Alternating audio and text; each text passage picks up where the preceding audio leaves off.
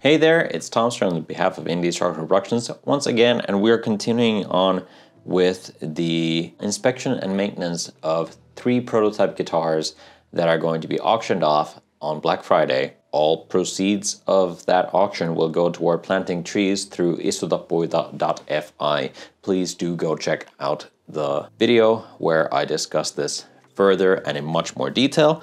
But for now, we have gone through 2 guitars, and the last remaining is, of course, the Daedalus prototype. The first Daedalus ever built, and this is one of the most special guitars that I have built in my short career so far, for a multitude of reasons, because this is the first proper guitar shape that I designed while, working a long day at a bar restaurant that I used to work at and drawing the initial shape on just a piece of paper while I was bored as hell behind the bar.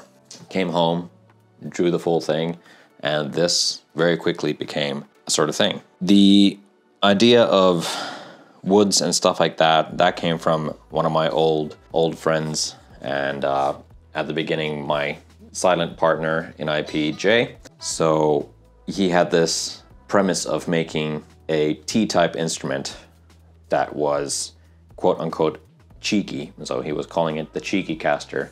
It was supposed to be made of things that you would not make a guitar out of, or going against the grain in a way, making a guitar out of woods that you wouldn't normally select for a guitar build, which, I still stand by to this day. And this was the first concept of that, which has a very prominent salvaged oak tabletop top. The birch is full of knots, and this was basically just firewood grade to any carpenter that would look at it, but we saw something more in it. The neck itself is made out of skirting board material, mahogany and merbau, and I think it just turned out great. And the fretboard is actually holm oak, and I got this piece of holm oak from Ben Crow at Crimson Guitars that was back when I interned there, before I worked there. But back when I interned and they had the nut slotting files, there we go. The multi-bladed nut slotting saw file type tool, and this had handles of holm oak originally. So got this plank from there, he just gave it to me, he's like, hey, you can have this, make a fretboard out of it if you want. And it remained in storage for years and years on end. So I got that before I worked there. I took it with me to England, didn't ever use it there. And then before I left, I started processing it down for what actually became the Celeste build. So I processed down the fretboard, cut the slots in it, and then didn't use it for the Celeste because the Celeste got delayed, and instead used it for this because it had an oak top and an oak fretboard just seemed fitting. So yeah, what else about this? There is something special about this guitar. Every single person who has picked it up and played it has said that. It's like they can't put their finger on it. It has some sort of magic to it that nobody can really put their finger on. And I don't know what it is either. It's just feels extremely comfortable to play, and yeah, it's a great guitar. I have no idea what the humbucker is. It is from an old guitar that had been lying around forever, like a no brand guitar. I think it was made by hand or something like that. No idea where the pickups came from, so I don't know what it is. It has no markings on it, no nothing, but it sounds phenomenal, especially combined with this guitar. Brass nut, Boston tuners, Fender style bridge, and just a single volume. Brass tubing, side dots, and fretboard markers with holm oak in the middles. I will do some close-ups of this. But yeah, let's actually crack on. Get right into it, see what we need to do with this guitar. We'll check the electronics. I have a feeling that there's once again gonna be aluminum tape in there. So we are going to paint some shielding paint in there, some rear guard, and start with that. The knob knob came away in my hand, so we're gonna tighten that down for sure. Gonna check the frets, gonna check the neck, gonna polish up the nut. It needs to be taken down ever so slightly because the strings are sitting quite low. Once again, new D'Addario NYXL strings. Let's give this a listen first, as it is. With this, I don't think I'll actually need to do anything to the jack. It looks pretty good there.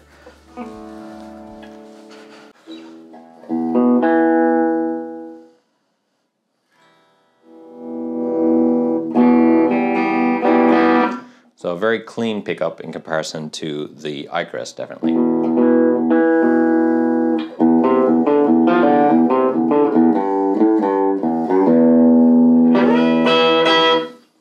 Yeah, just to see kind of what it sounds like. It sounds great, even through this, but we'll see proper sounds when we actually plug it into the DAW. All right, let's get cracking. This as well has the same thing as the Icarus, where it was the first scooped headstock that I had done. So a scoop is this type of Fendery headstock, and the bandsaw had gone a little too deep, and I filled that with, you know, mahogany and everything. It doesn't structurally affect the guitar in any way, but, you know, same way where it's a prototype. Doesn't even pass QC in that sense. So there's the nut. Currently, hold on, not currently. Gonna polish that right up and take it down ever so slightly, round over the edges a bit. The inlays looking great. A little close up of the fretboard here. Yeah, oil finish. You might recognize this guitar from the how to oil or how to apply an oil finish to a guitar. This is that guitar. The neck, and here we are, PRD 001, so prototype Daedalus #1. All right, let's open up the back cavity and see what the electronics look like. This is again the hand cut and somewhat poorly done backplate, nowadays done with the template, but you know, it fits this guitar for sure. Let's open it up. And we are greeted with aluminum tape that we're going to remove and apply paint instead. Yeah, so no surprises here. This is a twin guitar to the Icarus, so it has pretty much the same sort of wiring scheme. Got white and black, those are all well and good, but again, there's just a lot of wire here that could be, you know, held in place a little nicer. So I'm gonna zip tie things down and make it look nice and stuff like that. But first, let's just start with painting.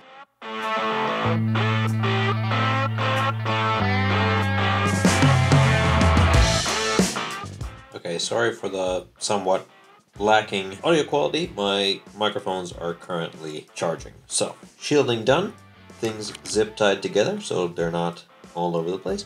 So now it's all well and good. Everything should be working even better. Not going to be a huge difference to the sound, probably, but at least shielding is done better now than it was before. Right, let's get the strings off and probably have a look at the tuners, tighten those up, then probably check for the fretwork and stuff.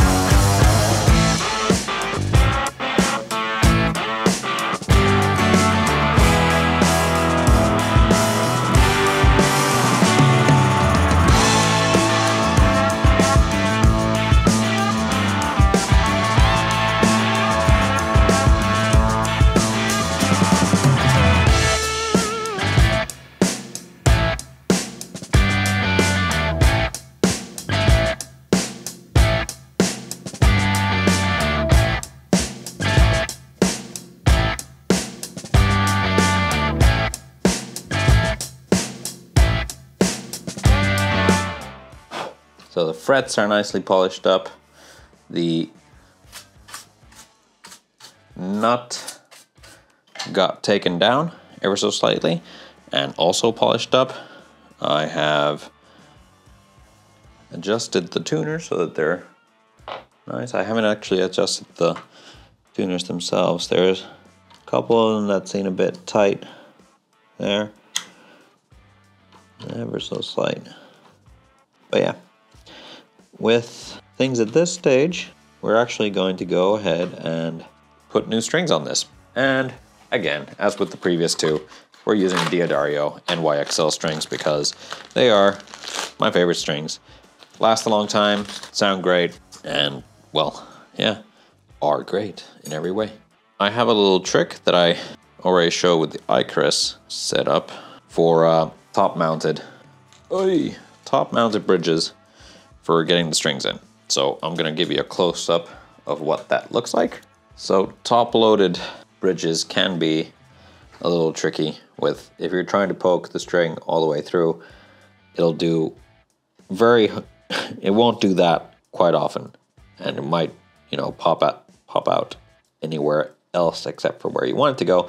But I have a very quick and easy solution to that. I put a little bend into the string and then just pop that in there, and works like a charm every time. And then on the headstock end, because these aren't locking tuners, I will need to bring the string about, wrap it around the post a couple of times. Gonna do a few extra winds with the high E here, and pull that through. And now the next windings will push the windings that we just did before poking through. We'll push those windings up, locking this in place. And just apply a little bit downward pressure just so that we get the windings going on the bottom there, like so. And repeat the same process for the rest of the strings. A couple of windings, put the string through, pull it tight, tension up. Now, again, I'll need to do a little bit of work on the nut slots here. They're not quite the right, well, they're not the right depth, more than likely, but they're also not the right gauge. So I'm gonna put all the rest of the strings on, and then we'll get to doing that. Now comes the time to set up the nut. And yes, now there's stuff in the way, but I'll explain the premise first. So what you want is to have the similar sort of, let's tension these up a little bit more. Right, so you want to have a similar sort of pressure on fretting a fret higher up in the neck as you do on the first fret. Now I need to press down quite a lot to fret the first fret, and the way to kind of adjust it is to fret the third and then press down on the first, and you want to get that feeling very nice, so you need to bring that down quite a bit up until it takes almost no effort at all to press down onto the first fret. So that is the depth that we're gonna go with for the nut slot. So there's quite a long ways to go with almost all of these. So let's tackle them one by one. So I have these nut slotting files, which are now the correct gauges for the strings. And once I remove the gunk out of there, things are already a lot better. So let's just take that down a hair. And I'm matching a sort of angle toward the headstock, so the intonation point is right at the back of the nut, and you don't want to change that. All right, let's have a look. That feels great. All right, moving on to the next gauge here, which will be 0.013 for the B. First, get out all the gunk, then have a look. A little bit more. Now you don't want to do too much because then you'd be basically fretting out. There, that's perfect. Basically, I'm just repeating this same process for all of the strings. Oh, that feels great. I don't need to do anything to that. It just had gunk in the way. So the strings I have on here are 10 to 46s, so a set of 10s. In general, this guitar has had far less adjustments made than the previous two. The Sparrow, of course, had quite a lot that needed fixing, but it is one of those things. Icarus just needed some ever so slight fixings done to it, but this has been quite enjoyable, as there's very little to actually do on it, which is also great. Shows that I at least did something right way back when this was made. Believe it was finished in 2018, so probably means that I started building it in 2017. Great, that feels great. So let's tune it up and go from there. Tuning this up.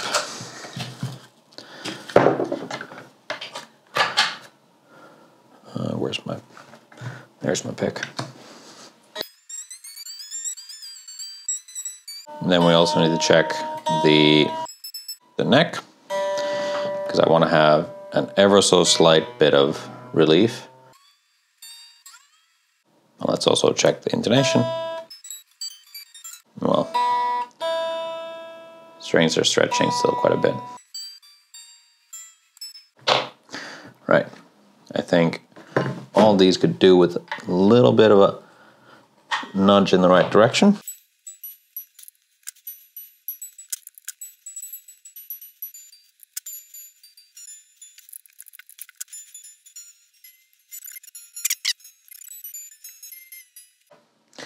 Let's check the action. Man, this also rings very nicely already. But yeah, so action-wise, there we go. What I like to do is set everything so that from the top of the fret to the bottom of the string, I have 1.5 mil. I found that to be a good starting point with most people. So that's usually what I set things up as, nice and comfortable. Not super, super low action, but low enough for those people who like a rather low action. All right, great. So now we need to tune again. And then test to see what things sound like. Let's plug her in. Put the strap in its place as well. We can give it a little bit of a play here. Right. Haven't closed off the back cavity yet. We'll do that after this.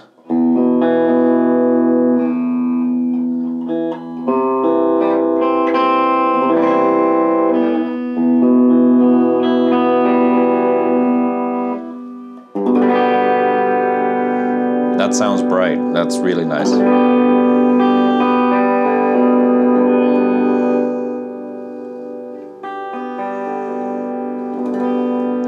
A very nice clean pickup for this. It's got a lot of oomph, but it doesn't really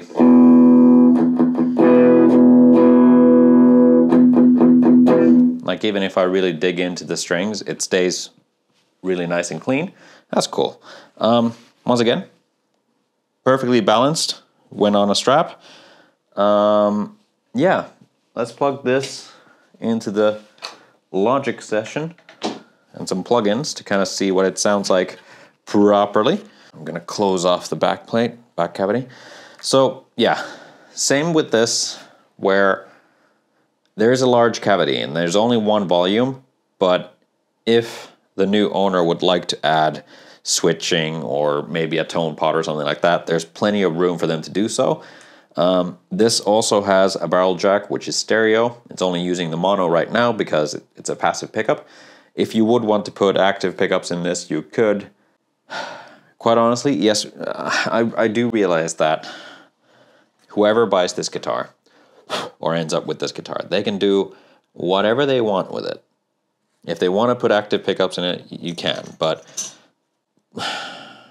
quite honestly, this guitar is very hard for me to get rid of, because it holds a very special place in my heart, and the pickup that it has and everything, like, it is very bare bones, but with purpose, or purposely made so that it is bare bones. I forgot to put one very important thing, which is the nut and washer for the barrel jack. So I need to desolder a little bit and then screw that in, and then we'll get to DAW. But I'm not going to film that, but yeah. Yeah, I love this guitar. And now kind of going over it, looking over, it is very quirky, and there's a really good reason as to why I didn't go for a full-on, you know, refinishing, making sure that it's absolutely bang on perfect, no scratches anywhere, and like really make sure that volutes and neck shapes and all those are up to what they are now. But to be honest, that kind of defeats the purpose of these guitars. These are what they are. The whole idea is that they are the first prototypes that I ever made, so I don't want to change anything too drastically, because they are kind of time capsules in a way. They are a part of the history of IP guitars, so to go and kind of try and refinish it or make it into the image of what IP guitars is now, I don't think it would do justice to what these guitars actually are and what they represent. So cleaning them up, sure, and getting rid of dust and stuff like that, but polishing up frets, that's about all I'm going to do with these. There's just, like with this one especially, there's just some kind of magic to it that I can't put my finger on. But hey, while we're waiting for the soldering iron to heat up, let's check the weight. So the Icarus was 3.2 kilo. Let's see how much this weighs. I am surprised. This is 2.9 kilograms. I would have expected this to be heavier than the Icarus. I don't know why, somehow. So 2.9 kilo, but for anybody who uses pounds, that's 6.8 pounds compared to the 7.2 pounds that the Icarus was. Cool. Awesome. All right, see you in a bit. All right, and finally, the last one to get demoed or kind of gone through sound-wise is the Daedalus prototype. So I'm really looking forward to this. It's been a little while since I've actually heard this guitar through an amp of any sort. I mean, we listened to it already through my tiny Micro Terror, but now from a DAW and actually hearing a bit closer what everything sounds like. So yeah, without further ado, this guitar is going from the mysterious whatever pickup this is to a volume pot to the jack, straight into my Focusrite Scarlett that goes into my DAW of choice, which is Logic, and into Neural DSP Archetype Nolly, which is a product that I love by the company. So yeah, first off, just the normal DI signal of the guitar. It sounds like this.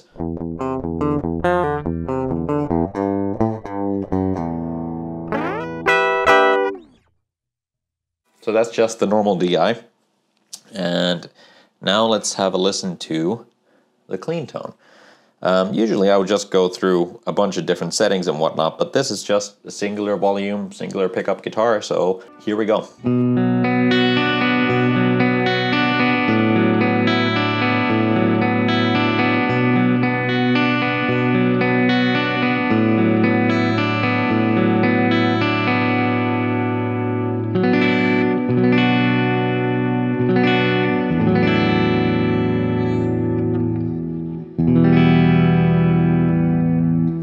I'm not one for playing chords. I'm not one for playing guitar either, so please don't judge me.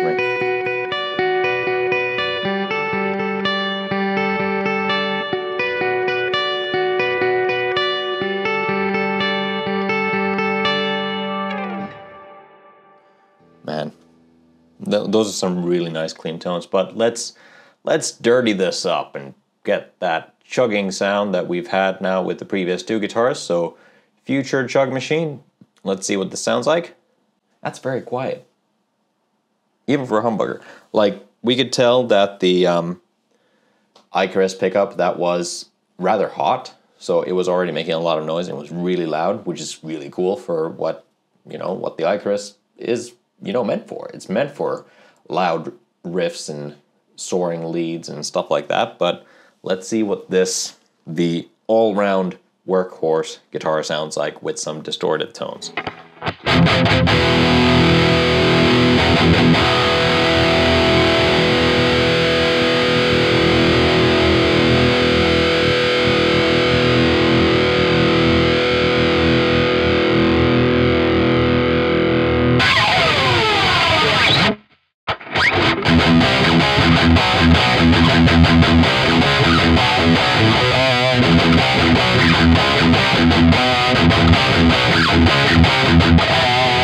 The bad thing is I can never remember what I've played with, or what I've played with the other guitars. So.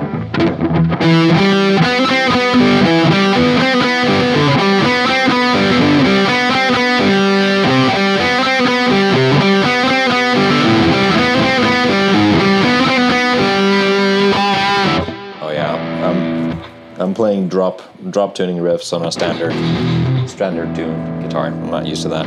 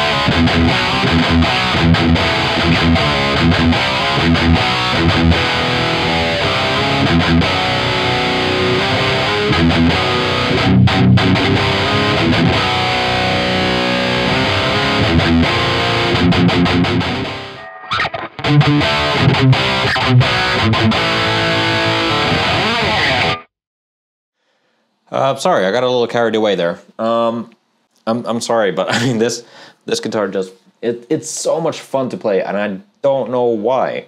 From the traditional, traditionalist point of view of looking at the things, this should not work. It has a birch body, an oak top, an oak fretboard made out of skirting board material. Like the neck is made out of skirting board material. It shouldn't work, but it sounds so cool. And it's definitely a unique instrument. It's going to be sad to see it go, but if it goes to a good home where it actually gets played more than what it does here, I mean, it's been sitting in a case for years, so it needs to see some action. You could be the proud owner of this guitar. There is an auction going live on the 25th of November. More details in the description down below, but essentially every single bit of the profits that come out of selling this guitar in the auction will go toward planting trees for a carbon sink project with the help of istutapuita.fi. It is a unbelievably good cause, and not only do you get a fully handmade, unique, made in Finland instrument that, at least in my opinion, and plays very well and is fun.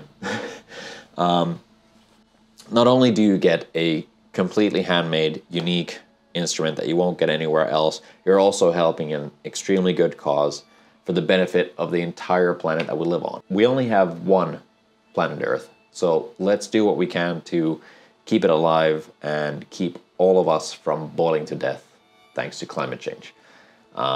Without starting to be all preachy and stuff like that, you have got to understand that every single tree counts, and it really does make a difference. So to be able to actually, for me personally, to be a part of this project means so much, and it will mean way more if this goes to a good home while also gathering funds to actually plant more trees. I said actually too many times. Of course, you're getting a case with this guitar as well as a certificate of authenticity and the knowledge that money well spent on this guitar, your new instrument, went to a very good cause in helping make the world a better place.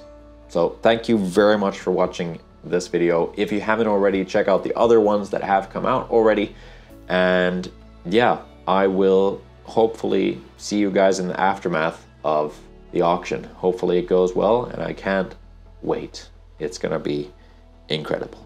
Thank you very much for watching. All the usual YouTuber stuff, like, comment, subscribe, hit the bell, stuff like that. But I will see you guys in the next video. Thank you so much for watching. I'm gonna go and not play this guitar as much as I would want to. I do need to put it back in the case so it doesn't see too much use before being sold. All right, see you guys.